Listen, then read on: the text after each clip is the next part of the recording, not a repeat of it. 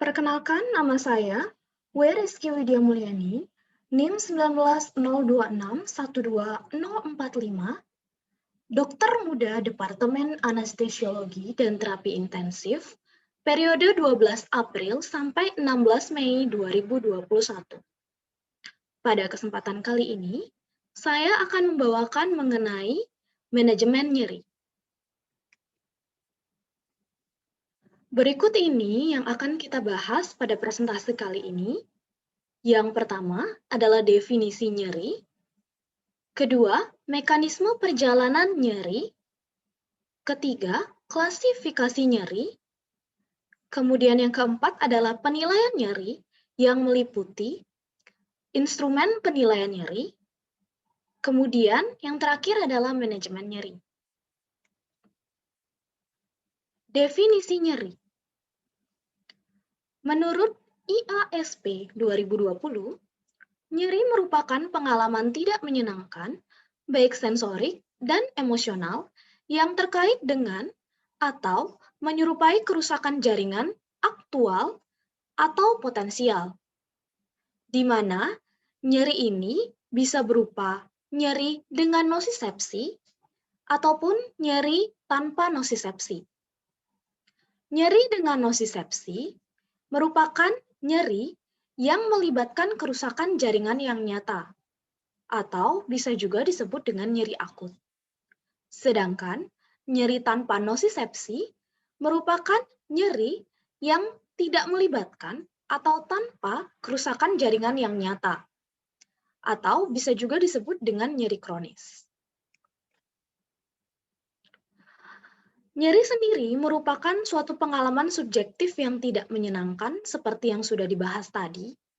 Namun, ternyata nyeri tetap memiliki beberapa fungsi. Yang pertama adalah mekanisme protektif, di mana rasa nyeri itu dapat memicu reaksi terhadap trauma penyebab nyeri, sehingga nanti dapat mengurangi kerusakan jaringan tubuh.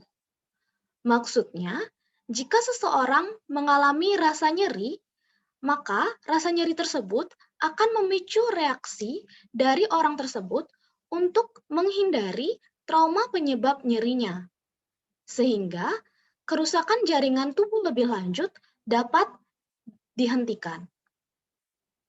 Contohnya, jika tangan seseorang itu terkena panas atau terbakar, maka secara refleks orang tersebut akan menarik tangannya dari sumber panas, sehingga diharapkan dari tindakan tersebut dapat mengurangi kerusakan jaringan lebih lanjut akibat panas yang terjadi. Kemudian yang kedua, dapat menjadi mekanisme defensif, di mana nyeri itu memungkinkan pasien melakukan imobilisasi anggota tubuh yang mengalami kerusakan, sehingga akan mempercepat penyembuhan. Nyeri akan menyebabkan rasa yang tidak nyaman, sehingga imobilisasi anggota tubuh itu sangat dimungkinkan.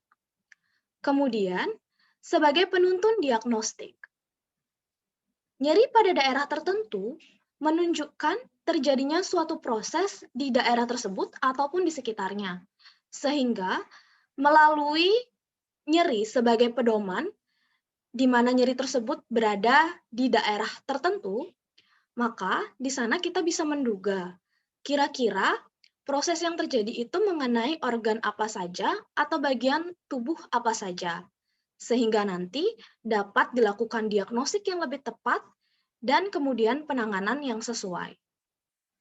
Selanjutnya adalah meskipun nyeri tersebut memiliki keuntungan, namun jika nyeri terus-menerus dibiarkan atau memiliki intensitas yang berat, maka nyeri ini dapat mengganggu aktivitas daily living atau aktivitas sehari-hari dari si pasien penderita nyeri.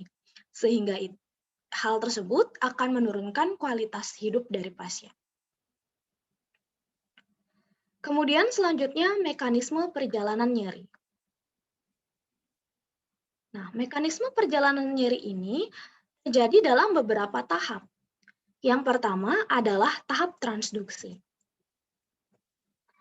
Tahap transduksi ini merupakan proses perubahan atau penerjemahan stimulus noxious atau stimulus nyeri yang berupa tekanan fisik, kimia, ataupun suhu menjadi suatu aktivitas listrik atau impuls elektrikal ataupun potensial aksi yang kemudian akan diterima oleh nerve ending atau ujung saraf perifer.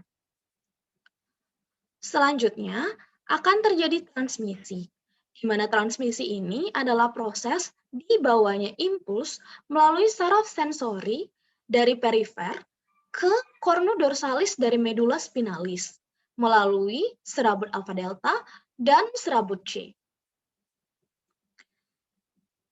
Kemudian terjadi tahapan modulasi, di mana modulasi ini adalah interaksi antara sistem analgesik endogen, bisa berupa endorfin ataupun serotonin, dengan input nyeri yang masuk tadi ke kornu posterior, di mana bila impuls yang masuk tersebut itu lebih dominan, maka akan dirasakan sensasi nyeri.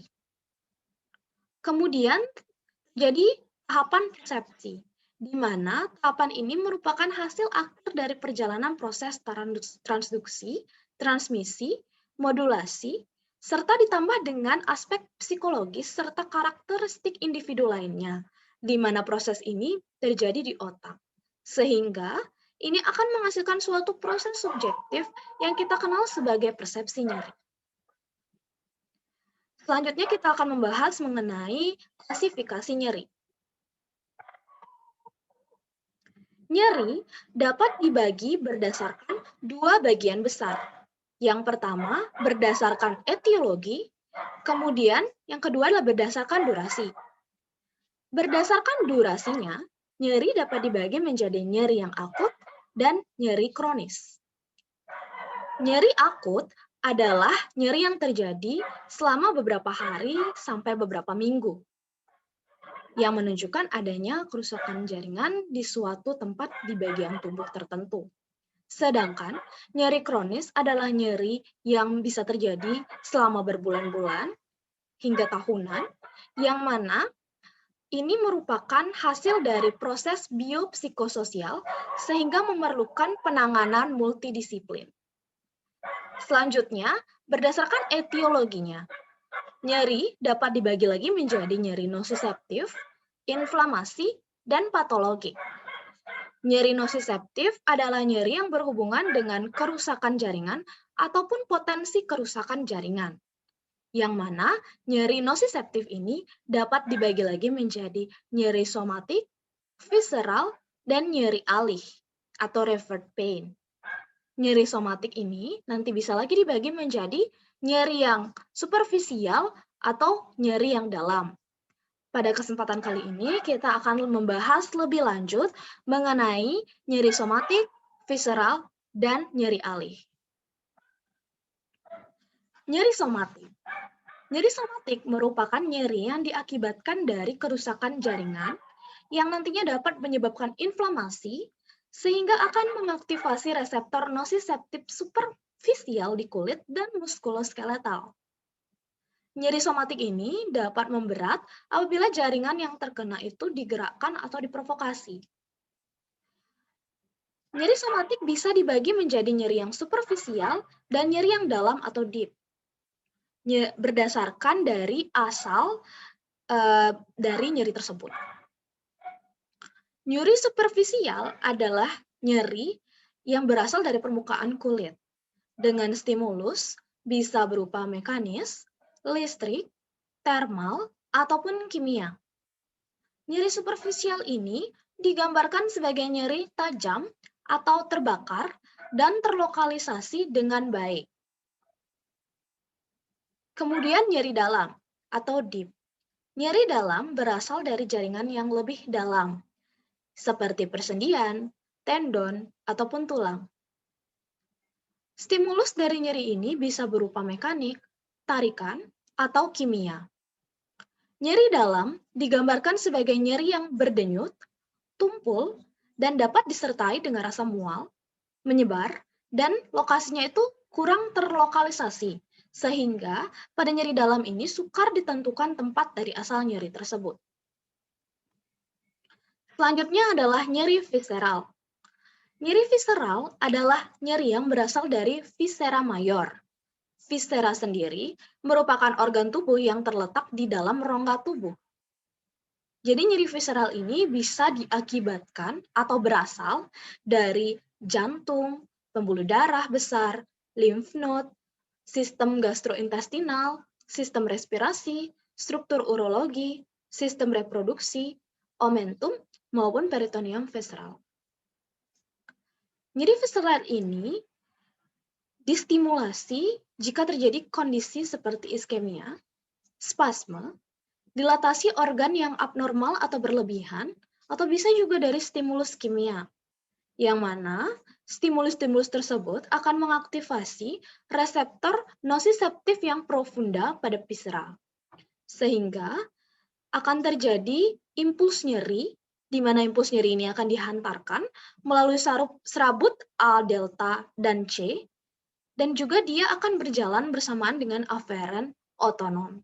Sehingga gambaran dari nyeri visceral ini bisa berupa nyeri yang tumpul, difus, sukar dilokalisasi, dan seringkali dia disertai dengan refleks otonomik dan motorik berlebihan, karena perjalanannya bersamaan dengan aferen otonom tersebut.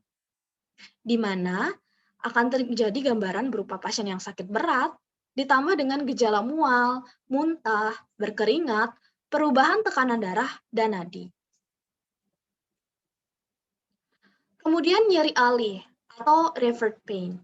Jadi nyeri alih ini adalah nyeri visceral yang kemudian dialihkan atau dia akan beralih ke suatu daerah di permukaan tubuh atau ke tempat lain. Jadi pasien tidak hanya akan merasakan nyeri pada tempat dari visceral tersebut, namun dia juga bisa beralih ke permukaan tubuh atau ke tempat lainnya. Nah, nyeri alih ini dapat dijelaskan melalui suatu teori, yang bernama teori konvergensi proyeksi, di mana neuron sensorik primer dari struktur somatik dan organ visceral itu akan memberikan impuls nyeri secara berkonvergensi pada suatu second order neuron yang sama di tractus ascendens atau spinothalamicus tract. Jadi si somatic structure dan visceral structure ini memiliki neuron sensorik yang memberikan impuls pada second order neuron yang sama. Ini adalah second order neuron tersebut pada tractus ascendens atau spinothalamicus. Ketika ada stimulus pada reseptor visceralnya, otak terkadang kebingungan. Dia tidak bisa membedakan apakah sinyal tersebut berasal dari struktur somatik ataupun visceral. Akhirnya, otak akan salah memproyeksikan sinyal nyeri ke regiosomatik. Inilah yang nantinya akan menyebabkan munculnya nyeri alih.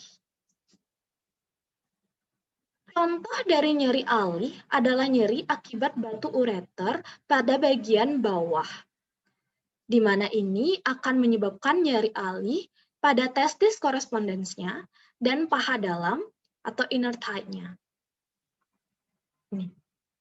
Nah, ini adalah gambaran atau ilustrasi mengenai di mana saja biasanya muncul nyeri alih serta organ-organ yang terlibat. Selanjutnya adalah penilaian nyeri. Penilaian nyeri itu dilakukan dengan melakukan atau menggunakan instrumen penilaian nyeri. Yang mana instrumen itu yang pertama adalah bernama visual analog scale. Jadi visual analog scale ini dikatakan adalah instrumen penilaian nyeri yang paling banyak digunakan. Cara penggunaannya adalah yang pertama, pemeriksa akan menggambar garis sepanjang kira-kira 10 cm, di mana pada salah satu ujungnya ini akan menggambarkan keadaan yang paling tidak nyeri, sementara ujung yang lain itu akan menggambarkan nyeri yang paling berat yang bisa dibayangkan. Kemudian, pasien akan diminta untuk menandai satu bagian pada garis yang menggambarkan intensitas nyeri yang dia rasakan. Keuntungan dari penggunaan visual analog scale yang pertama adalah bahwa visual analog scale ini merupakan metode yang paling sensitif, mudah dimengerti, dan dikerjakan. FAST ini juga sederhana. Kemudian FAST dapat membiarkan atau dapat memberikan pasien kesempatan untuk mengekspresikan rasa sakit yang dirasakan secara lebih jelas. FAST juga dapat mengukur semua jenis nyeri. Dari segi kerugiannya, FAST ini tidak terlalu baik untuk penilaian periode pasca bedah, karena dia memerlukan koordinasi visual dan konsentrasi. Masih karena fiturnya yang memerlukan koordinasi visual dan konsentrasi, penilaian dengan penggunaan FAST mengharuskan pasien hadir ketika dilakukan pengukuran. Serta, kita harus bisa memastikan bahwa pasien tersebut secara kognitif mampu untuk diukur. Kemudian, secara kerugian lagi, FAST ini memerlukan pengukuran yang teliti untuk memberikan penilaian.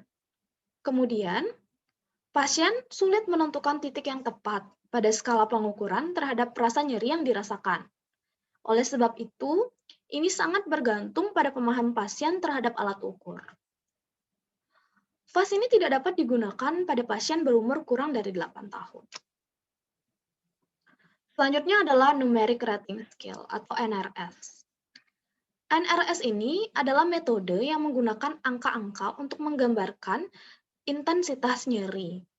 Mirip seperti dari FAST tadi, hanya saja di sini itu setiap 1 sentinya diberikan angka yang menunjukkan dari skala nyerinya, di mana 0 adalah yang paling tidak nyeri, dan 10 adalah nyeri yang paling hebat yang bisa dibayangkan. Jadi kita nanti memberikan pasien angka 0 sampai 10, kemudian pasien akan diminta menyebutkan kira-kira di antara 0 sampai 10 dengan 0 adalah yang paling tidak nyeri, sedangkan 10 adalah nyeri paling hebat yang bisa dibayangkan oleh pasien, kira-kira intensitas nyeri yang ia rasakan itu sebesar berapa. Kemudian nanti akan dicatat. Keuntungan dari penggunaan NRS ini adalah bahwa NRS ini sederhana dan mudah dipahami. Kemudian, dia itu sensitif terhadap dosis, jenis kelamin, perbedaan etnis, dan perubahan kecil dari rasa nyeri yang dirasakan oleh pasien. NRS juga lebih efektif dibandingkan FAST, utamanya ketika menilai nyeri akut. Sedangkan kerugian dari NRS adalah keterbatasan pilihan kata untuk menggambarkan rasa nyeri. Pasien harus memahami atau mengenal angka, sehingga jika pasiennya tidak mengenal angka, mungkin agak sulit menggunakan instrumen penilaian nyeri ini. Kemudian, pasien sulit untuk menentukan secara tepat nyeri atau sakit yang mereka rasakan. Karena kadang-kadang tidak memungkinkan membedakan tingkat rasa nyeri dengan lebih teliti. Karena keterbatasan dari penggunaan hanya angka-angka tersebut. Kemudian, instrumen penilaian nyeri yang selanjutnya adalah Wong-Baker Face Scale atau WBFS. WBFS ini biasanya digunakan untuk anak usia lebih dari 3 tahun, ataupun digunakan juga bisa untuk orang dewasa. Di mana jika orang dewasa tersebut ternyata tidak bisa menggambarkan perasaan nyerinya dengan angka. Nah, pada WBFS ini terdapat 6 gambaran wajah dengan berbagai ekspresi. Bisa dilihat, wajah tersenyum di sini itu menggambarkan tidak adanya nyeri.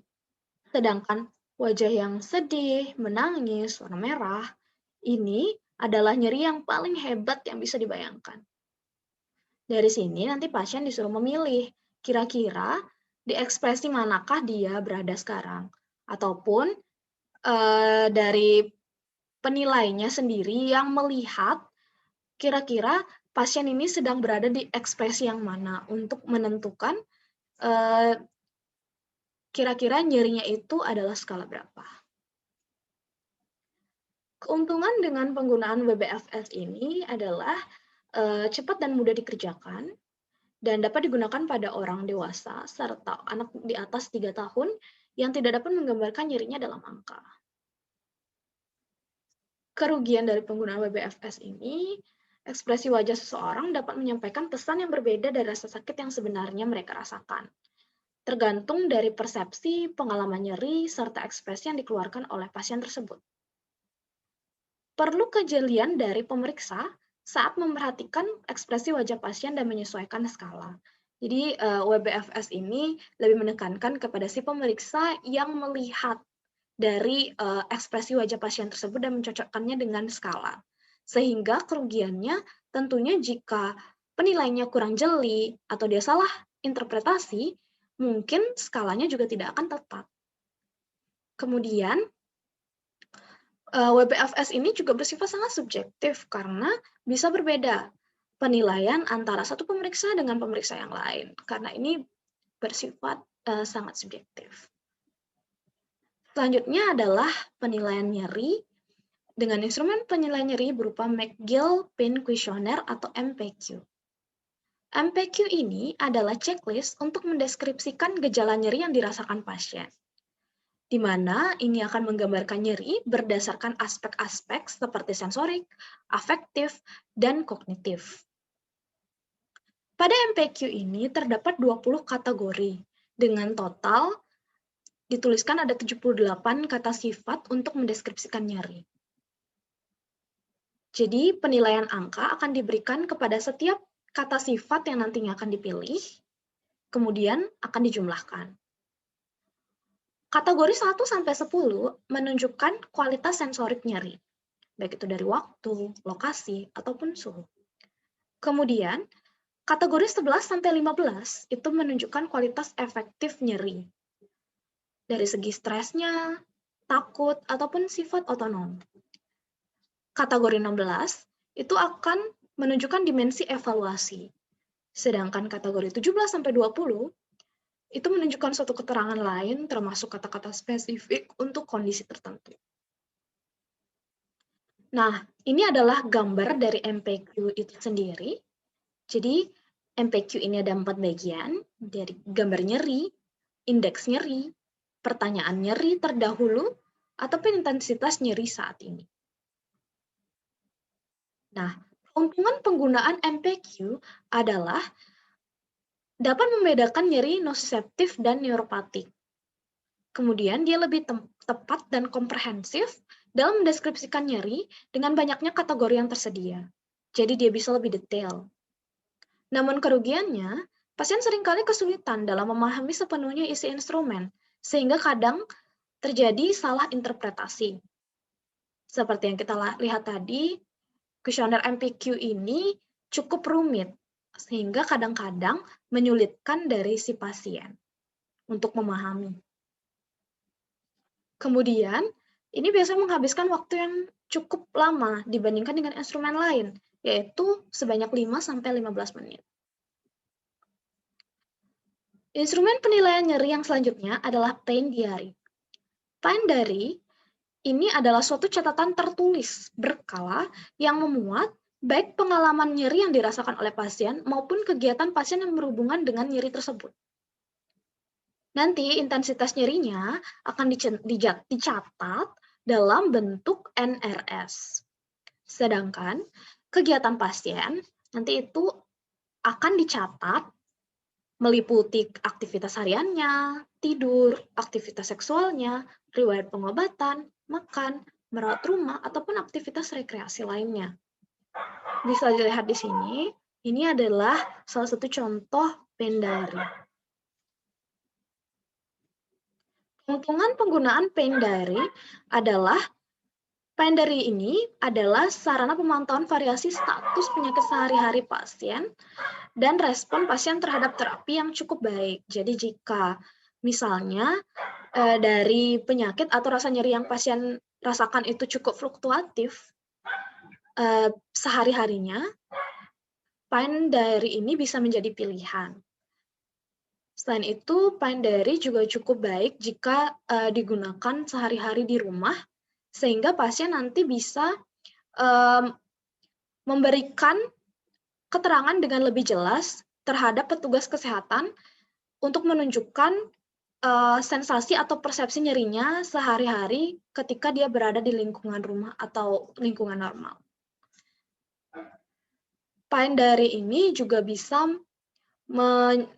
memberikan pasien untuk berkontribusi secara aktif dalam usaha tata laksana keluhannya.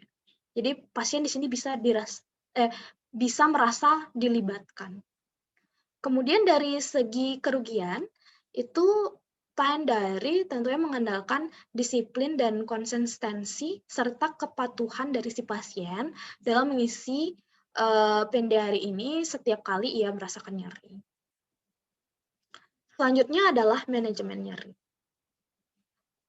Manajemen nyeri ini berdasarkan WHO 3-step analgesic ladder. Jadi di sini terdapat 3 step. Step yang pertama adalah pemberian non-opioid ditambah atau tidak ditambah dengan adjuvan. Yang kedua adalah pemberian weak opioid terhadap mild to moderate pain ditambah atau dengan atau tanpa non-opioid dan dengan atau tanpa adjuvan. Kemudian step yang ketiga adalah pemberian strong opioid untuk moderate to severe pain dengan atau tanpa pemberian non-opioid ataupun dengan atau tanpa adjuvan. Kita bisa lihat di sini bahwa pemberian adjuvan bisa dilakukan pada setiap step. Nah, ini adalah contoh dari obat-obatan dari yang non-opioid. Non-opioid contohnya adalah paracetamol ataupun NSAID. Kemudian weak opioid contohnya adalah tramadol dan kodein. Kemudian strong opioid contohnya adalah morfin, fentanyl, dan buprenorfin. Sedangkan adjuvan ini contohnya adalah kortikosteroid, antikonvulsan, antidepresan, dan neuroleptik. Kita bahas manajemen nyeri. Untuk nyeri yang akut, menggunakan step ini dengan tahapan 3, 2, 1. Jadi dari step yang ketiga atau step dengan obat yang paling poten atau yang paling kuat terlebih dahulu, baru nanti dosisnya atau stepnya itu diturunkan. Kenapa seperti itu?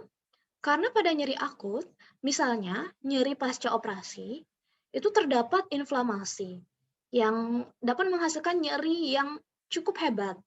Sehingga dilakukanlah penanganan dari obat yang paling kuat terlebih dahulu, yaitu step 3. Selanjutnya, jika nyerinya berkurang, maka tahapan obat bisa diturunkan. Jadi, kalau dia nyeri akut, stepnya dimulai adalah dari 3, 2, 1.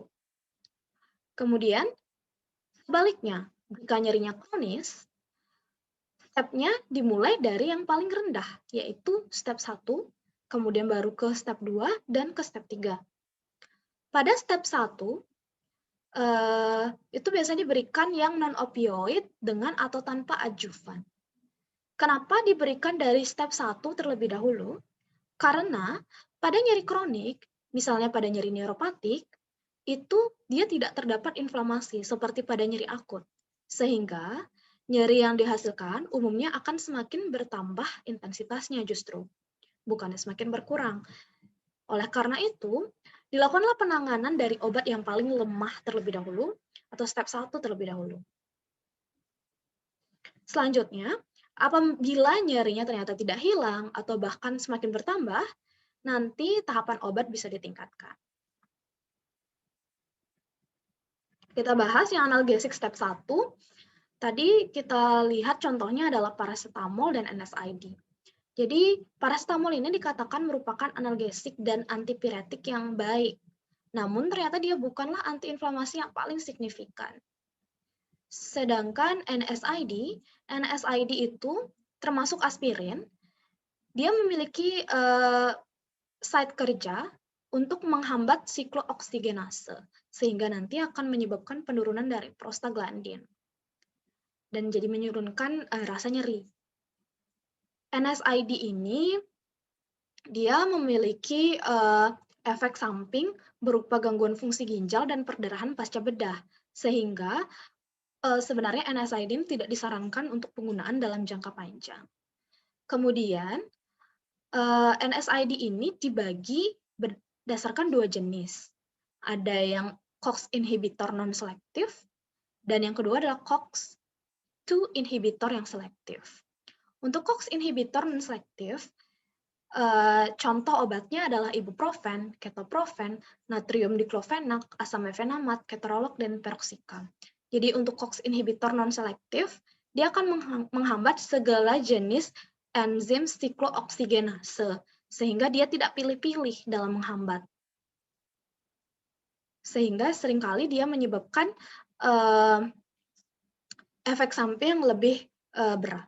Sedangkan untuk yang COX-2 inhibitor selektif, dia selektif hanya menghambat dari enzim yang COX-2 inhibitor. Contoh obatnya adalah celecoxib dan perecoxib. Nah, pada analgesik ini, yang di step 1 ini, ternyata dia itu memiliki ceiling effect, di mana jika dosis maksimum terlampaui, itu akan menyebabkan hilangnya efek analgesia yang diharapkan. Sehingga diharapkan sebenarnya pemberian analgesiknya itu diberikan dengan dosis yang tepat. Kemudian analgesik step 2 dan 3. Analgesik step 2 dan 3 itu dimulai dari pemberian opioid yang lemah terlebih dahulu, seperti kodein. Nah, agen opioid oral yang paling sering diresepkan itu adalah kodein, oksikodon, dan hidrokodon. Karena dia itu mudah diserap. Tetapi, agen opioid ini tetap mengalami first pass effect di hati, atau metabolisme first pass di hati, sehingga dia akan mengurangi distribusi sistemiknya. Untuk nyeri berat, itu biasanya diberikan morphine-like agonis, partial agonis, ataupun mixed agonis. Nah, kemudian adjuvan. Adjuvan ini adalah obat-obatan dengan efek analgesik yang lemah, atau bahkan dia tanpa efek analgesik sama sekali jika dia diberikan secara single terapi. Jadi jika dia diberikan secara sendiri, kadang-kadang dia tidak memberikan efek analgesik sama sekali. Namun, dengan pemberiannya secara kombinasi, ia akan dapat meningkatkan efek agen analgesik yang lain, ataupun dia bisa meminimalisir efek samping dari opioid. Sehingga kadang-kadang pemberian adjuvan ini bisa tetap dilakukan. Nah, contoh-contohnya adalah antidepresan, misalnya amitriptilin, yang biasanya diresepkan untuk pasien-pasien nyeri neuropatik. Kemudian antikonvulsan seperti gabapentin, yang biasa diberikan kepada atau untuk pasien yang mengalami nyeri neuropatik. Kemudian kortikosteroid, misalnya dexamethasone, diberikan pada pasien dengan inflamasi. Dan obat-obatan neuroleptik, misalnya haloperidol, itu dikatakan memiliki bukti, kadang-kadang dia bisa berguna untuk nyeri neuropatik yang refrakter. Sekian presentasi mengenai manajemen nyeri. Pada kesempatan kali ini, mohon maaf jika terdapat kesalahan kata ataupun kesalahan dalam informasi. Terima kasih.